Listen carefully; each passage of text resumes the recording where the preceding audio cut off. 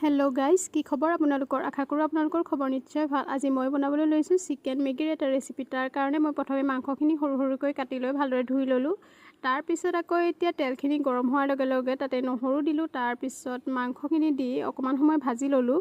মাংসখিনি ভাজি থাকোতে আকৌ তাতে মই পিয়াজ আৰু কেঁচা জলকীয়া দি দিলো। আকৌ গুটেখিনি এদৰে মিক্স কৰিলো আৰু এতিয়া তাতে মছলাৰ পেকেট দি দিছো। মছলাৰ গুৰিখিনি দিয়াৰ পিছত এতিয়া আকৌ মাংসখিনি লৰাই থাকিলো। এতিয়া তাতে মেগি 2 পেকেট দি দিলো। মেগি পেকেট দিয়াৰ পিছত আকৌ মই ভালদৰে এনেদৰে মিক্স কৰি দিলো মাংসখিনিৰ লগত। এতিয়া জোখ অনুসৰি মই পানী দি দিছো।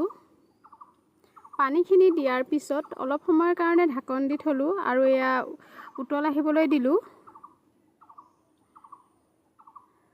এয়া দেখিছেনে গাইস উতলি আছে আৰু আমাৰ মেগি ৰেচিপি ৰেডি হৈ গ'ল। কেনেকুৱা পালে জনাবলৈ নাপাহৰিব।